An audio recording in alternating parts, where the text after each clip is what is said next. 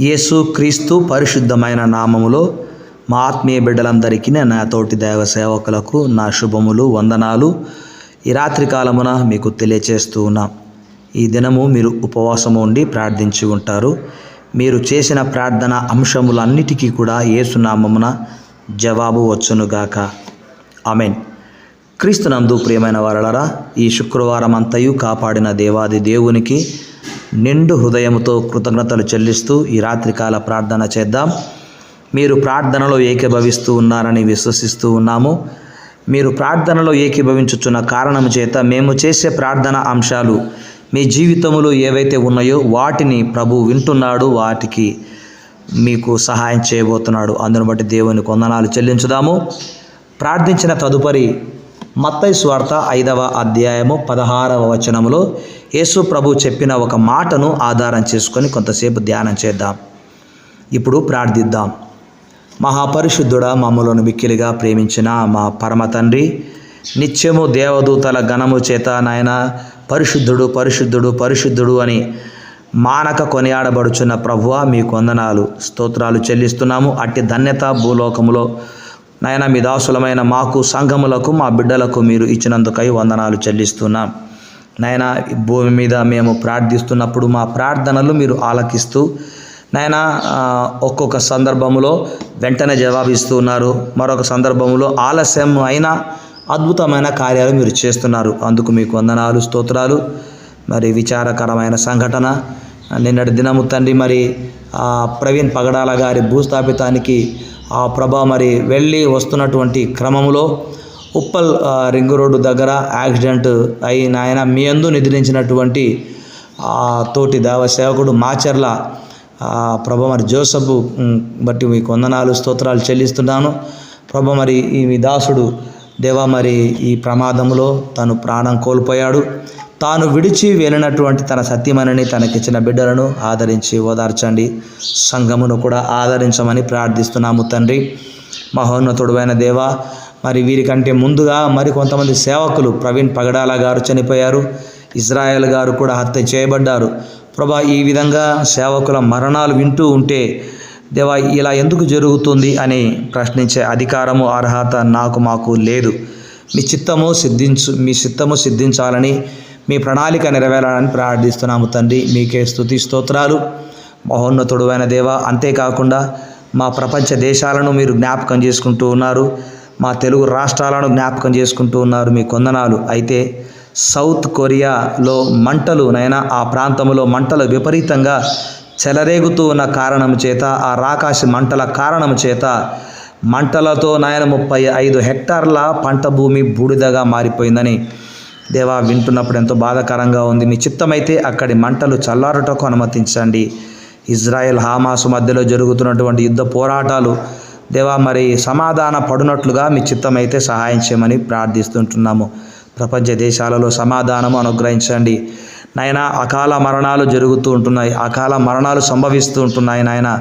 ప్రభు మరి కొందరు ఆత్మహత్యలతో చనిపోతున్నారు, కొంతమంది యాక్సిడెంట్ల ద్వారా చనిపోతున్నారు, మరి కొంతమంది అనారోగ్యములో చనిపోతున్నారు, కొంతమంది ఆకస్మిక మరణాలు జరుగుతూ ఉంటున్నాయి.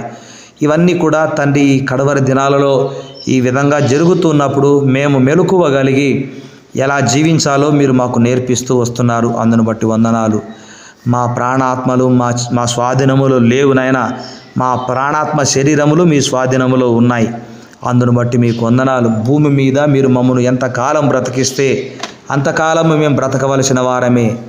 అది మీ చిత్తములో, మీ యొక్క ఆలోచన ప్రణాళికలో మమ్మను మీరు బ్రతికిస్తున్నందుకు మీకు స్తుతి స్తోత్రాలు చెల్లిస్తుంటున్నాం దేవా. మరి మా ఆత్మీయ సహోదర సహోదరుల జీవితాల్లో నాయన ఈ లోకంలో జీవిస్తూ ఉన్నాము గనక కొరతగా ఉన్న వాటిని, కొదవగా ఉన్న వాటిని ఎరిగిన దేవుడు నీ ఒక్కడవే.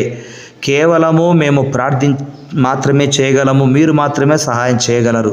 సంతానం కొరకు ప్రార్థించమని కొందరు, చదువుల కొరకు ప్రార్థించమని కొందరు, ఉద్యోగాల కొరకు ప్రార్థించమని కొందరు, వివాహముల కొరకు ప్రార్థించమని కొందరు, అప్పులు తీరేలాగున ప్రార్థించమని మరికొందరు, రక్షణ కొరకు ప్రార్థించమని మరికొందరు. ఈ విధముగా రకరకాల ప్రార్థన అవసరతలను మీ దాసుడిగా నాకు తెలియచేస్తుంటున్నారు. అయినా ఇలా తెలియచేస్తున్న వారి ప్రతి అవసరత యేసు నామములో తీర్చబడునుగాక. నాయన మరి చేతబడుల చేత బంధించబడిన వారి కట్లు యేసునామమున తెంపబడునుగా కానీ ప్రార్థిస్తుంటున్నాము. దేవా, ఈ దినము మీ బిడ్డలకు మీరు చేసిన అనేక మేలులను బట్టి మీకు వందనాలు, స్తుతి స్తోత్రాలు చెల్లిస్తున్నాము. రాజా, కనికరమ కలిగిన దేవుడవు నాయన, నీవు ఆదరించే దేవుడవు. అనాథలను, విధవరాండ్లను, వృద్ధులను, పసిబిడ్డలను మీరు ఆదరించమని, ఆదరించే వారిని లేవనెత్తుతున్నందుకు కూడా మీకు వందనాలు, స్తోత్రాలు చెల్లిస్తున్నాం. మరి ముఖ్యంగా మా దేశంలో క్రైస్తవ వ్యతిరేకులను నాయన జ్ఞాపకం చేసుకొనండి. క్రైస్తవ వ్యతిరేకులు సత్యమును తెలుసుకొని మారు మనసు పొందాలని మేము ప్రార్థిస్తుంటున్నాము తండ్రి. ఈ క్రైస్తవ వ్యతిరేక శక్తులు యేసునామమున నిర్మూలమవునుగా కానీ ప్రార్థిస్తున్నాము. మా యొక్క దేశము అభివృద్ధికి తండ్రి మీరు కృప చూపించండి నాయన.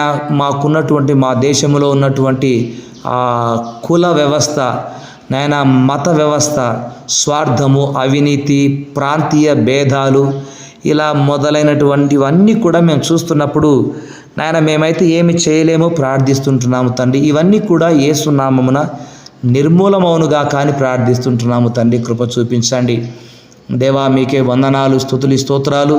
యవనస్తులు చెడు అలవాట్లకు, ఇంటర్నెట్కు నాయన, సైబర్ నేరాలకు పాల్పడుతున్నారు.